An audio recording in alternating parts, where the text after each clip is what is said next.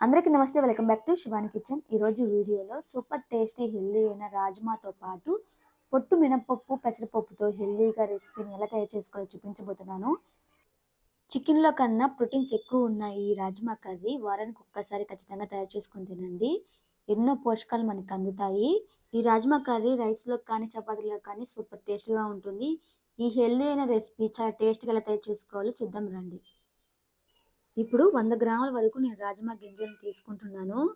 ఈ రాజ్మా గింజలు 2 రకాలుగా ఉంటాయి. ఒకటి బ్రౌన్ కలర్‌లో, ఒకటి రెడ్ కలర్‌లో.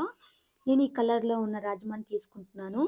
ఇప్పుడు 100 గ్రాములకి 1/4 కప్పు వరకు పొట్టు మినపప్పు, పొట్టు పెసరపప్పు, అలాగే రాజ్మాని రాత్రే మనం కడిగేసుకొని నైటు నానబెట్టేసుకోవాలి. నెక్స్ట్ డే మార్నింగు బాగా చక్కగా నానిపోతాయి రాజ్మా గింజలనేవి. చూడండి, ఇవి బాగా నానిపోయాయి కదా! వీటిని ఒకసారి మరలా కడిగి ఇప్పుడు కుక్కర్‌లోకి వేసేసుకోండి. తర్వాత 2 కప్పుల వరకు వాటర్ వేసుకోండి. అంటే రాజ్మా మునిగేంత వరకు వేసుకొని 1/4 టీ స్పూన్ వరకు ఉప్పును వేసి ఇప్పుడు స్టవ్ పైన ఒక 2 విజిల్స్ వచ్చేంత వరకు ఉడికించుకోండి. ఇప్పుడు ఒక రోల్ తీసుకొని అందులోకి 3 పచ్చిమిర్చి, 1 ఇంచు అల్లం ముక్క, ఒక 10 వెల్లుల్లి రెబ్బలు వేసుకొని కాస్తంత ఉప్పును వేసి బాగా దంచండి. ఇలా ఉప్పు వేయడం వల్ల పచ్చిమిర్చి అనేది రంగు మారకుండా ఉంటుంది.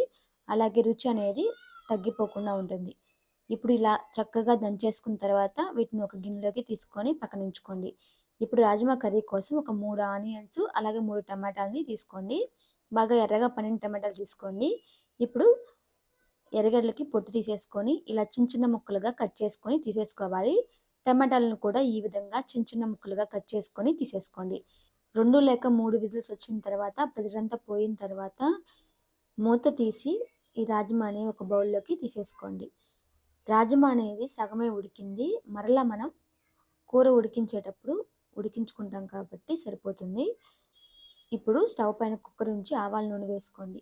మీరు కూరకు వాడుకునే నూనె కూడా వేసుకోవచ్చు. ఈ రాజ్మా కర్రీ ఆవాల నూనెతో చేస్తే స్పెషల్ టేస్ట్ వస్తుంది. ఇప్పుడు ఆవాల నూనె బాగా కాగాక ఇందులోకి 1 ఇంచు పట్ట, 2 లవంగం, 1 యాలక్కాయి, ఒక పెద్ద యాలక్కాయ వేసుకొని తర్వాత కచ్చాపచ్చాగా మనం గ్రైండ్ చేసి పెట్టుకున్న పచ్చిమిర్చి, అల్లం వెల్లుల్లి పేస్ట్ వేసి ఇది వేగాక మంటని మీడియం ఫ్లేమ్‌లో ఉంచేసుకొని కట్ చేసి పెట్టుకున్న ఆనియన్స్ వేసి ఇవి కాస్త లైట్ గోల్డెన్ కలర్ వచ్చేంత వరకు వేయించుకోండి. ఈ విధంగా ఆనియన్స్ అనేది మగ్గిన తర్వాత ఇప్పుడు కట్ చేసి పెట్టుకున్న టమాటాలు కూడా ఇందులో వేసుకొని మంటని మీడియం ఫ్లేమ్‌లో ఉంచి మధ్య మధ్యలో కలుపుకుంటూ టమాటాలు బాగా సాఫ్ట్‌గా మగ్గేంత వరకు అలాగే ఆయిల్ సెపరేట్ అయ్యేంత వరకు ఉడికించుకోండి.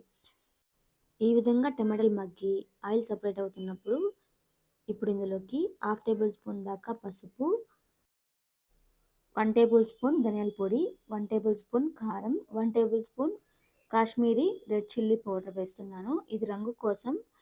మీ దగ్గర లేకపోతే మామూలు కారమే 2 టేబుల్ స్పూన్ దాకా వేసి జస్ట్ అలా కలపండి. ఇలా మసాలా పొడులు వేసేటప్పుడు మంటను తగ్గించి వేసుకోండి. ఇలా జస్ట్ ఒక 2 నిమిషాల పాటు వేయించాక 1/4 కప్పు వరకు వాటర్ వేసుకొని బాగా కలిపి ఆయిల్ సెపరేట్ అయ్యేంత వరకు ఉడికించుకోండి.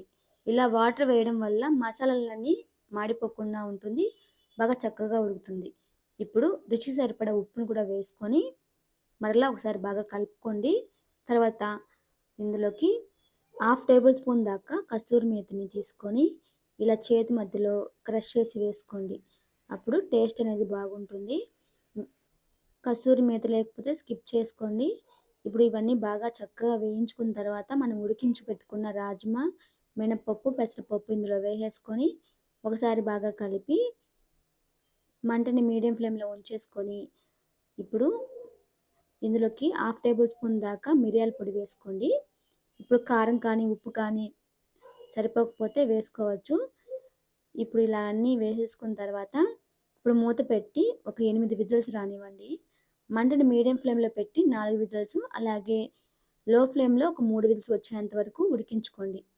తర్వాత ఇలా ఉడుకుతున్నప్పుడు నేనైతే పిల్లల కోసం రోటీస్ ప్రిపేర్ చేస్తున్నాను. ఇలా నెయ్యితో చపాతీలు చేయిస్తే పిల్లలు బాగా చక్కగా తింటారు రాజ్మా కర్రీతో. ఈ విధంగా బాగా చక్కగా కాల్చేసుకున్న తర్వాత ఒక పక్కన చపాతీలు రెడీ అయిపోయాయి. అలాగే రాజ్మా కర్రీ కూడా రెడీ అయిపోయింది. లాస్ట్‌లో కాస్తంత కొత్తిమీర చల్లుకుంటే ఎంతో టేస్టీ అయిన రాజ్మా కర్రీ రెడీ అయిపోయింది. చూడండి రాజ్మా అనేది ఎంత సాఫ్ట్‌గా ఉడికిపోయిందో. ఈ విధంగా ఉడికించుకుంటే సరిపోతుంది. అంతేనండి. ఎంతో టేస్టీ, హెల్తీ అయిన రాజ్మా కర్రీ రెడీ అయిపోయింది. చికెన్‌లో కన్నా ప్రోటీన్స్ ఎక్కువ ఉన్న ఈ రాజ్మా కర్రీని ఒకసారి ఖచ్చితంగా ట్రై చేసి చూడండి. ఎంతో హెల్తీ అయిన ఈ రాజ్మా కర్రీ ఎలా తయారు చేసుకోవాలో చూసారు కదా! ఈ వీడియో మీకు నచ్చితే లైక్ చేసి మరెన్నో టేస్టీ, ఈజీ, హెల్తీ రెసిపీస్‌కి మా ఛానెల్‌ని సబ్స్క్రైబ్ చేసుకోండి. నెక్స్ట్ వీడియోలో కలుసుకుందాం. అంతవరకు థాంక్స్ ఫర్ వాచింగ్.